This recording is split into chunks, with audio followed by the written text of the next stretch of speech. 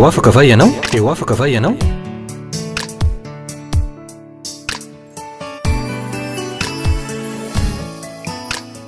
fandarany iarana fiangonana refi androndra kely mbola fifaliana lehibe ho ahy ny manolotra ny arahaba ho anareo rehetra zay efa eopotitra ny fahita lavitra am'ty androany ity miarabanareo aho ary manonona ny fiadanany tompo Andriamanitra tsy to hoe ho aminareo tsiraray avy zay efa mahita sy mandray ahy am'izao fotoana izao. Ny afatra entiko ho anareo androany de afatra mikasika ny amin'ny finoana. Ny afatra entiko ho anareo androany hoy aho de afatra mikasika ny amin'ny finoana. Dia ilay finoana misitona an'Andriamanitra mba hanao asa lehibe sy mahagaga eo amin'ny fiainantsika zay nitady azy. Noho zany dia sokafy ny baiboly raha ohatra ka misy baiboly eo akaikinao. Sokafy dia ovakitsika ny voasoratra ao amin'ny bokyny Hebreo 12:9. Toy zao ny voasoratra amin'ny anaran'i Jesosy.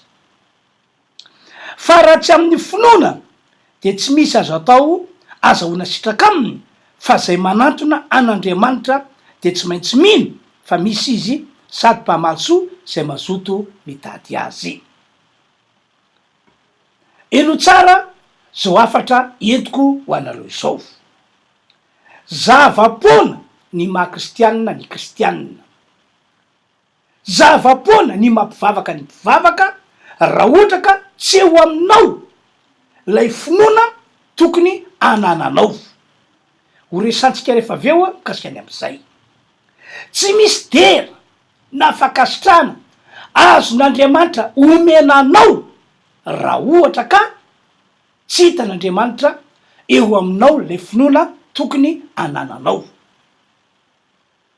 Mazava ny voasoratra lay novakina teo manao hoe fa raha tsy amin'ny finoana dia tsy misy azo atao azahoana sitraka aminy. Fa raha tsy amin'ny finoana de tsy misy azo atao azahoana sitraka aminy.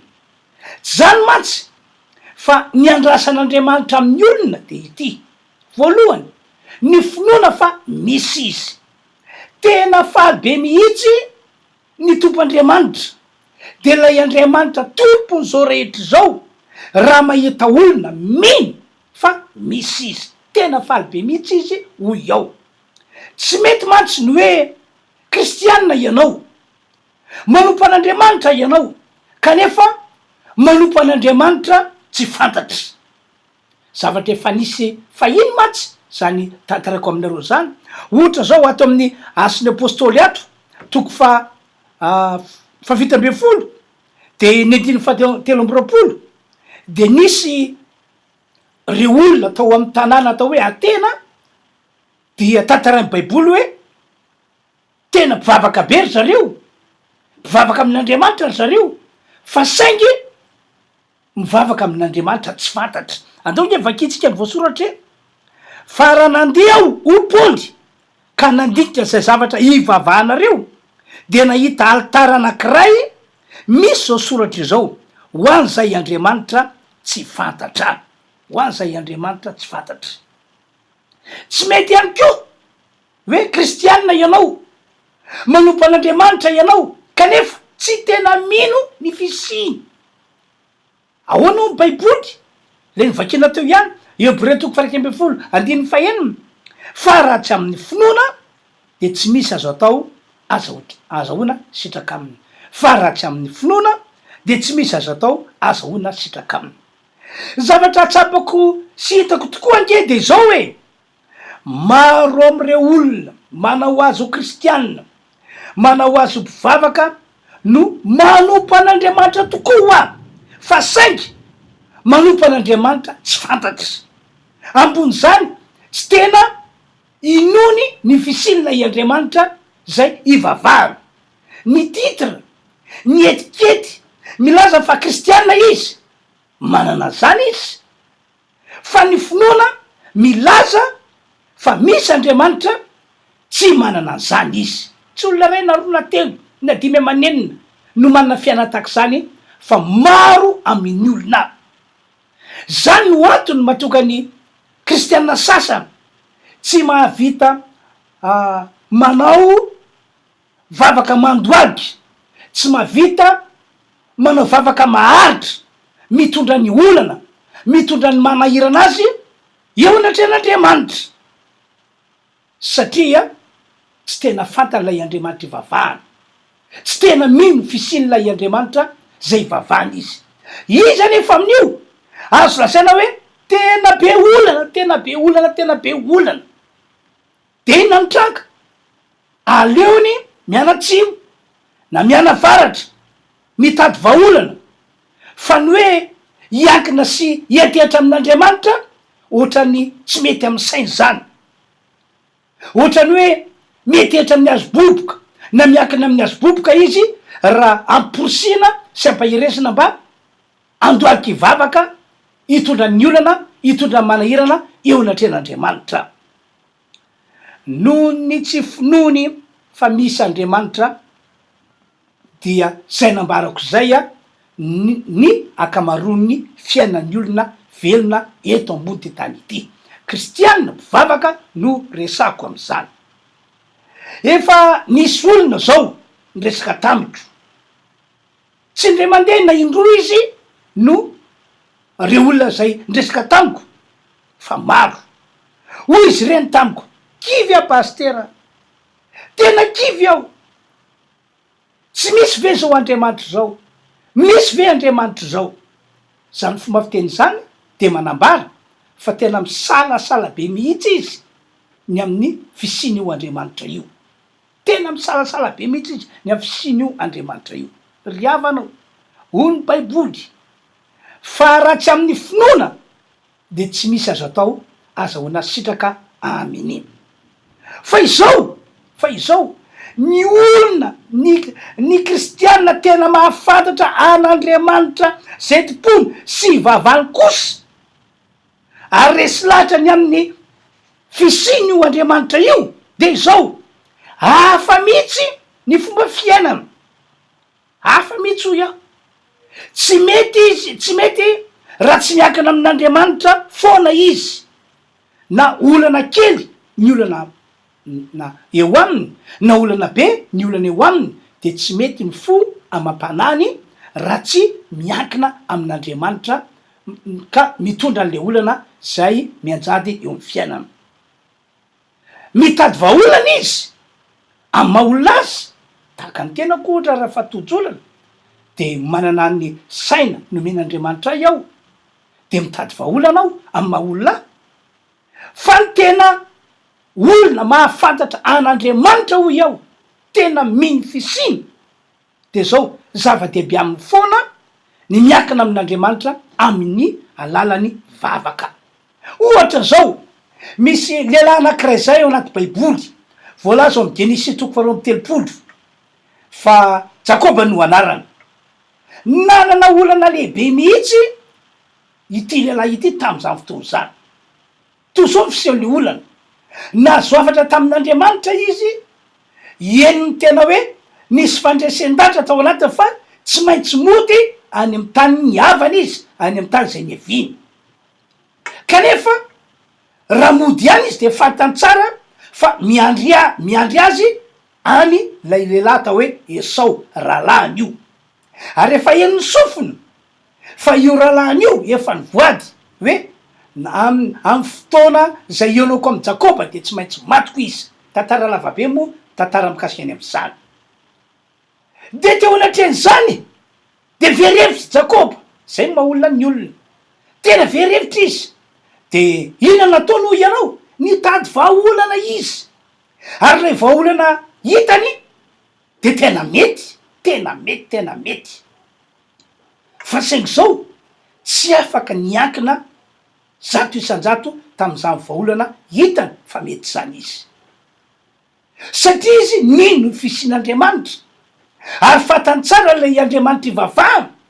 De zay no antony natonga azy hoe aleony nitoetra samy rery teo amin'le toerana anankiray zay de nitondra n'lay olana sy lay manahirana azy teo natrehan'Andriamanitra tamin'ny alalan'ny vavaka nandritry ny alina. Zany zany ny fiainan'ny olona zay mino fa misy Andriamanitra ary mahafantatra mazava tsara ny am'ilay Andriamanitra zay tompony na ivavahany iny. Ny andrasan'Andriamanitra amin'ny olona ihany koa de izao ny finoana fa mpahamaly soa zay rehetra mitady azy, mpahamaly soa zay rehetra mazoto mitady azy io Andriamanitra io. Zay le voalasan'ny Hébreu 1:25 teo hoe fa raha tsy amy finoana de tsy misy azo atao, azahoana sitraka aminy, fa zay manatona an'Andriamanitra de tsy maintsy mino fa misy izy. De zao faharoa zao ndray a, sady mpahamaly soa zay mazoto mitady azy. Tena faly be mihitsy a, tena faly be ihany koa ny tompo Andriamanitra tsy to raha mahita olona mino azy ho mpahamaly soa, mpahamaly soa ny amin'izay angatahany zany. Tena faly be mihitsy Andriamanitra ho iaho mahita olona mino azy ho mpahamaly soa. Ny hitan'Andriamanitra amin'ny olona maro mantsy de ity: mivavaka izy fa tsy manantena valim-bavaka.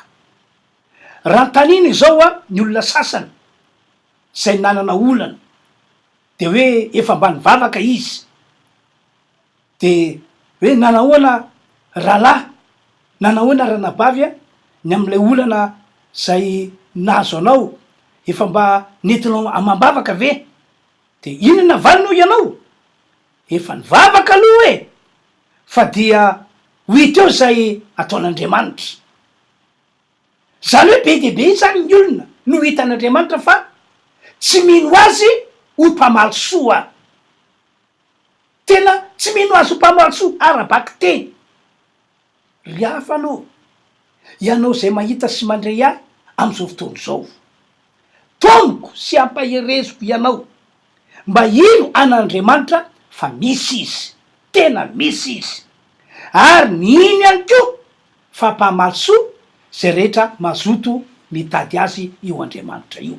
Somary tsindriky kely lay tapafaroa teo hoe ianao a de mila mazoto mitady an'Andriamanitra.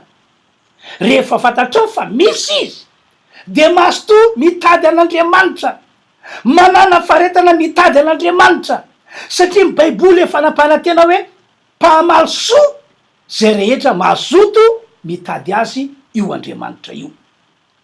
Azavaiko aminareo a fa efa hatramin'ny taloha ela be tany no napahana tena io Andriamanitra io fa miaino ny vavaka zay ataon'ny olona izy, ary tsy hoe miaino fotsiny ihany fa mamaly ny vavaka zay ataon'ny olona mihitsy izy. Ary tsy mijanonatra fa afaka ampiseho zavatra lehibe tsy takatry ny saina maneritreritry ny olona io Andriamanitra io rehefa mamaly vavaka. Efa hatramin'ny taloha hoy eo no efa napahana tena an'izany io Andriamanitra io. Zany no mahatonga ny boky Jeremia 3:7 milaza hoy ny baiboly manao hoe antsoy eo dia hovaliko ianao ka ampisehoko zavatra lehibe sy saripatarina zay tsy fantatrao. Mpahamaly soa zay rehetra mitady azy tokoa io Andriamanitra io. Mpahamaly soa zay rehetra mazoto mitady azy io Andriamanitra io.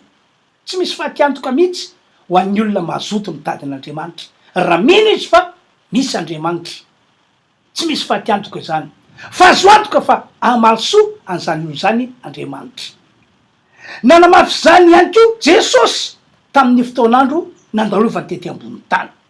Any Matthieu 7:7-7 no manambara izany, no tantarain'i Jesosy fa mangatao izy dia mahazo, mitadiava hoy izy de mahita, dondony ho Jesosy de ho voany, fa zay rehetra mangataka no mahazo, zay rehetra mitady no mahita, ary zay mandondona no voany. De nanao fanoarana Jesosy, ary fanoarana netiny mandresy lahatra ny olona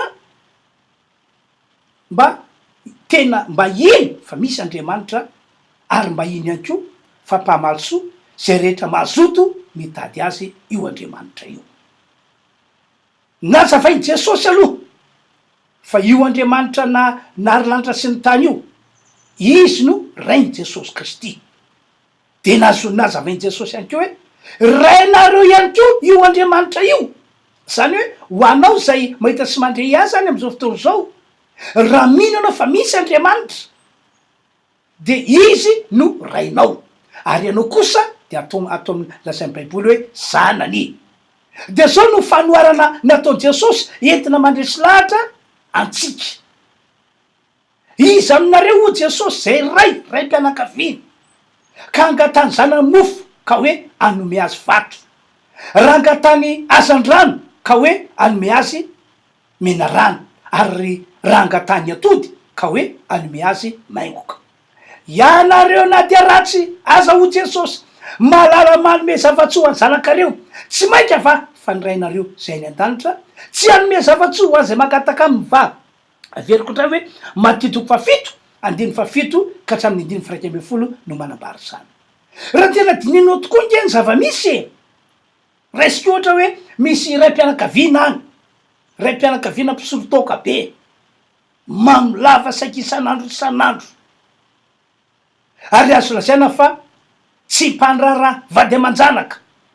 Raha ohatra ka misy zanany lahy kely anankiray eo, zanany lahy taoko hoe 3 taona, tataky zany efa rivariva iny ny andro manantona azy hoe dado ame mofo ao aniko, mba ome mofo gasy aho, sanatry am'zany ray mpianakaviany zany na de mpisolotoka mamolava adala be hoy ny olona, ka hiteny am'lay zanany lahy kely hoe sokafa mivavany lahy, de fotaka no nampidilo ny tombavany zanany. O Jesosy, ianareo na dia ratsy azy malala manome zavatsoa ho any zanakareo, tsy mainka ava fa ny rainareo zay nan-danitra anome zavatsoa ho any zay mangataka aminy izy. Mpamalisoa zay rehetra mazoto mitady azy io Andriamanitra io tompoko. Fa koatr'zany nazo afatra manokana ihany koa Paoly apôstôly tam'zany fotoana zany, afatra zay nosoratana ao anaty baiboly ity mba ho isan'ny teny soratra masina entina ampaherezana atsika taranaka ankehitriny. Voalaza amin'ny Efesiana 4:2 fa io Andriamanitra tompon'izao rehetra izao io, lay nambarako taminareo teo hoe rainy Jesosy Kristy sady raintsika, dia Andriamanitra afaka manome mihoatra no zay nangatantsika sy zay no everitsika azy araky ny hery zay miasa ato amitsika. Tsy hoe le nangatanao ihany akory no azo antoka fa zay no men'Andriamanitra, fa afaka manome mihoatra lavitra no zany aza izy, tena afaka manome mihoatra lavitra no zany aza izy. Ny tiako mafisa zany ry havana dia mpamalisoa zay rehetra mazoto mitady azy io Andriamanitra io, tena mpamalisoa zay rehetra mazoto mitady azy. No zany de mitona anao ihany ao ny ino fa misy Andriamanitra, ary ny ino fa mpamalisoa zay rehetra mazoto mitady azy io Andriamanitra io. Tsoroko aminareo rehetra zay mahita sy mandray ahy am'izao fotoana zao, araky nefa nambarako tery aloha hoe zava-poana ny maha-kristianina, zava-poana ny mampivavaka, raha ohatra ka tsy hitan'Andriamanitra eo aminao ny finoana, de ny finoana fa misy izy, ary ny finoana fa mpamalisoa zay mazoto mitady azy io Andriamanitra io.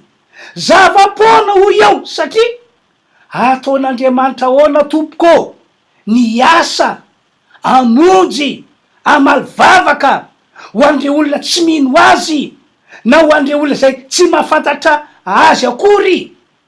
Ataoko fa marina be zany tompoko, ka dia hoy aho hoe manomboka androany de mitonanao mba io fa tena misy io Andriamanitra, ary tena misy io Andriamanitra io. Vavolombelona zany ny tenako, tena vavolombelona zany ny tenako, ary mivavay anao mba hitombo ny fahafantaranao an'io Andriamanitra io, fa itena ilaina eo amin'ny fiainana izany tompoko fa ity misy afatra lehibe apetrako amintsika rehetra zay resy lahatra fa misy Andriamanitra ary resy lahatra ihany koa fa mpamalisoa zay rehetra mazoto mitady azy io Andriamanitra io. Ity misy afatra lehibe ho iaho tandremo ary tena tandremo mba tsy ho resiny zavatra ratsy hitany masonao ianao na resiny zavatra ratsy eny sofinao ihany ko ianao. Zao mantsy manana fahavalo ny finoana, lay fanahy ratsy atao hoe fanahy matahotra no fahavalon'ny finoana. Ny tanjon'io fanahy matahotra io voalohany ny anao zay tsy inon'ny olona fa misy Andriamanitra ary tena manao ezaka be mihitsy izy mampirorosaina mampisalasala tena manao zay azo atao mihitsy izy mba tonga ny olona tsy ino fa misy Andriamanitra. Ny tanjon'io fanahy matahotra io ihany ko faharoa ny itona ny olona mba tsy anantena zavatsoa avy any an-danitra na avy amin'Andriamanitra izany. Mety avelany ihany ianao hivavaka, avelanao a hitondra ny zavatra manahirana, hitondra ny olana eo anatry Andriamanitra, fa ataony kosa zay ahatonga anao tsy anantena zavatsoa avy any an-danitra, tsy anantena valimbavaka izany. De ino ho ianao no ataony? Mitondra zavatra ratsy eo amintsika izy, mitondra zavatra ratsy, mifanotra am'lay andrasantsika amin'Andriamanitra izy. Tena manao an'izany ny devoly. Ianao ohatra nivavaka mba amindra fo amin'ny vadinao Andriamanitra, mba hiova ny vadinao am'izao taona vaovao diavintsika izao, fa aorina kelin'izay dia mampiseho zavatra ratsy eo anatrehanao izy. Mety hoe to am'le devoly lay vadinao mba ampiseho toetra ratsy noho ny teo aloha azy, ampiseho fihetsika ratsy noho ny teo aloha azy. Zany zany fomba fiasan'ny devoly mba tonga anao hoe ataovy ihany mivavaka e, fa aza manantena zavatsoa avy any an-danitra zany, aza manantena valimbavaka izany. Ohatra hoe nivavaka ianao mba hivaly olana kanjo lasa miamafy le olana. Zany tantaraiko aminareo zany ke ry-piany malala efa niseho teo amiko e, ary nazahoako lesona lehibe, ary zany no antony mahatonga amin'ny teny hoe tandremo, tena tandremo mba tsy ho resiny zavatra ratsy hitany masonao ianao na ho resiny zavatra ratsy eny ny sofinao. Rehefa babo ny fonao, rehefa resy lahatra anao fa misy Andriamanitra ary mpamalisoa zay rehetra mazoto mitady azy izy, io boky ny Hebreo io no iorenanao sy joronao, dia asehoy fa tena mino hatramin'ny farany ianao, tena mino hatramin'ny farany ianao. Anome ohatra aho, ohatra efa nisy ao anatin'ity baiboly ity. Ndray mandeha, eny tsy hoe ndray mandeha fa zay no tantara, no afan'Andriamanitra niala tany Egypta ny zanak'Israely, satria tonga ny fotoanan'Andriamanitra amonjena azy ireo sy anafahana azy ireo mba tsy ho andevozy ny Egyptianina intsony. De tam'izany ny tompo Andriamanitra tsy to nampanantena ny zanak'Israely hoe rehefa miala eto anareo de izao ny hitondra anareo, hitarika anareo ary hitondra anareo sy hitarika anareo mba andova an'lay tany, de ny tany Kananita sy ny Jebosita sy ny Gerikasita sy ny Nevita ary ny Gerikasita. Io tany io, hoy Andriamanitra, de tany tondra ronono sy tantely. Rehefa tonga ao ianareo de hinakanina fanaranam-po, tsy hanan-java mahory intsony ianareo rehefa tonga ao, anana ny ampy ianareo, misy ny zavatra rehetra mahasoa anareo ao amin'ny toerana io. De faly be mihitsy zanak'Israely tam'izany fotoana zany, nanao bravo be, nanao aleloa be, niorakoraka, de niainga izy ireo araka ny fitondran'Andriamanitra sy ny fitarian'Andriamanitra azy ho any amin'ilay toerana nampanantenan'Andriamanitra azy. Kanjo teny am-pandehanana de nisy fisehoan-javatra amy karazany zay atao hoe ny fanondro tam'izay noetreretin'ireo zanak'Israely toy ny hoe tsy nisy rano sotroina tena mpandianana, tsy nisy sakafo nahafa-po azy ireo tena mpandehanana, de tokasaina ry zareo hoe zao ve le fiainana miaraka amin'io Andriamanitra zay tompona sy vavahana io, zao ve le nem-panantenana, de tany am-bolona aloha de nanometsiny amy misesy zareo hoe diso lala anao ro misesy, diso fitantana anao ro misesy, tsy mety zao fomba fitondrana ho anay zao sisy fa zao ny tenako aminareo, nisy tokoa zany zavatra zany fa saingy tsy hoe ny tany hevitra tahaka zany akory ny tanjon'Andriamanitra ny amy zanak'Israely fa le tany tondra-dreo sy tantely fa toerany tsy maintsy lalovana fotsiny io. Azay mahatonga ny ty androandroany ity mampaheranareo hoe raha misy fisehoan-javatra hafahafa miseho amy fiainanareo, ny kanefa ianareo amin'io tena mino fa misy Andriamanitra, tena mino fa mpahamarosoa zay rehetra mazoto mitady azy io Andriamanitra io, de hoy iaho hoe aza mety kivy, aza mety mirorosaina, aza mety misalasala, zavatra mandalo fotsiny io zavatra sarotra andalovanao io zavatra manahirana miseho aminao io, fa nitanjon'Andriamanitra ho anao dia fiainana be dehibe, fiainana misy fiadanana, fiainana misy fitsaharana. Ny tanjon'Andriamanitra aminao de hoe le fitahina zay nitonona tamin'ny Abrahama sy ny taranany dia natao ho anao ihany koa, ary arabaky teny tena hoe ho tahina amy lafiny aralofo mihitsy ianao. Zay ny tanjon'Andriamanitra rehefa mino fa mino anao fa misy izy, misy Jesosy, rehefa resy lahatra anao fa mpahamarosoa zay mazoto mitady azy io Andriamanitra io. De zao ndray ny tohany tantara mialohan'ny atokavana ao am'ilay tany tondra-drony sy tantely de naniraka mpisafy tany Mosesy mba hisafony tany, fomba fanao zany mialohan'ny tena hidirana, de velona avy tany reo mpisafy tany de tantara aloha hoe mamokatra ny tanàna itony ny santionany vokatra hitany tao am'le tany nolazaina hoe tondra-drony sy tantely, fa izao izy fa izao hitany ny olona ao am'le tanàna fa vavedy be, lava be, isika tahaka ny valala, tahaka tsingetana, sarotra be mitsika ny tena hiady am'ireo, atao ahoana niady amin'ny olona vavedy be. De zao ihany ko araky ny sisiny resaka ianinay de mahaleo monina ny olona am'lay tanàna, mihinan'olona mihitsy ny olona am'lay tanàna, ataontsika hoana no hiditsao, tsy afaka hitony tena tonon'olo fotsy isika. De nanapa-kevitra izy ireo fa andeverina ho any Egypta ka hitady mpitarika vaovao. Inona ny antony? Satria resy ny zavatra ratsy hitany masony reto mpisafy tany reto, resy ny zavatra ratsy eniny sofiny reto mpisafy tany reto. Fa soa ihany fa nisy lehilahy anankiroa tao Josoa sy Kaleba no anarana, tena hafa mihitsy ny fisaina izy roa lahy, tena hafa, nyaiky izy ary tantara tamin'ny olona hoe tena mamokatra ny tanàna, nyaiky izy ary nytena tamin'ny olona hoe tena vavedy be ny olonao tahaka tsingetantsika, fa zao no hitanay ozy izy ka de ambaranay aminareo, andaotsika hiditra ao mihitsy fa hanina ho antsika ireo, raha sitraka Andriamanitra omen'Andriamanitra atsika io tanàna io fa andaotsika hiditra ao, hanina ho antsika ireo.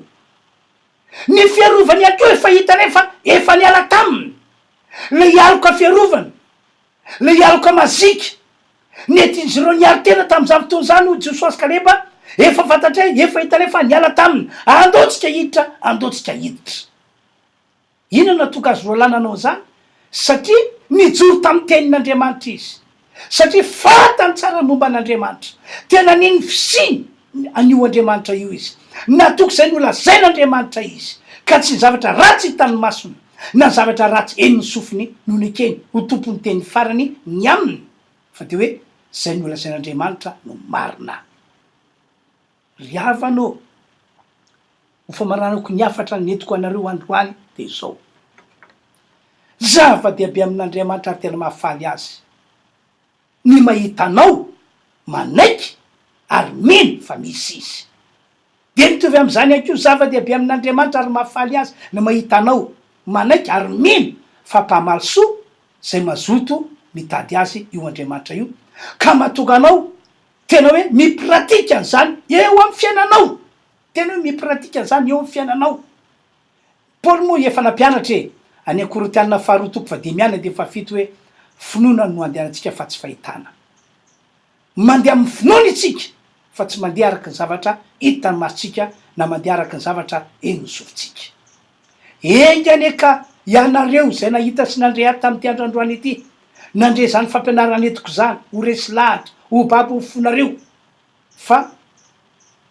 hitondra anareo amin'ny fiainana tsara izy amin'ity taona de avitsika ity zay zany niafatra nitoko anareo androany fa ny filazana de zao manasa anareo zahay mba amonjy ny fitoam-pivavahana zay ataonay fiangonana Refy Andraikely misy fidirany ny efatra ny alahady amin'ny fitora maraina amin'ny sivora maraina amin'ny 1:00 ary amin'ny 2 ora sy sasany fantatro fa tena asoanao tompoko io fitoam-pivavahana io ary zany no mahatonga manasa anao manasa anareo mba ho avy fa ity misy tsindrio kely ho anareo zay mila vavaka manokana satria marary satria mbola misy ozona mitatao satria mbola voafatra fanaratsy tena tsapanao famarina zany eo amin'ny fiainanao de tsara nareo mamonjy fitoam-pivavahana le miditra voalohany amin'ny fitory satria spesiala fanafana na hoe spesiala délivrance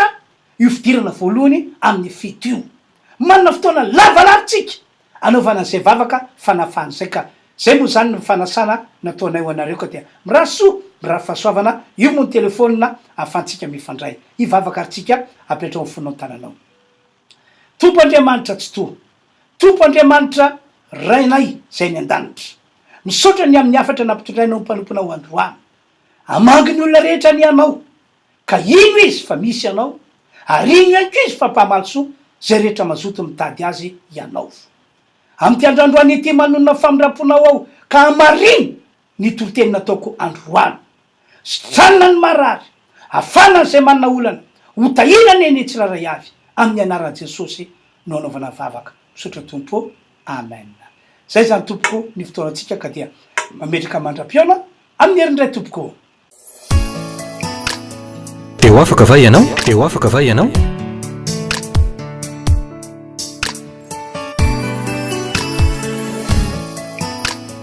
fandaharany iarana fiangonana Refy Androndrakely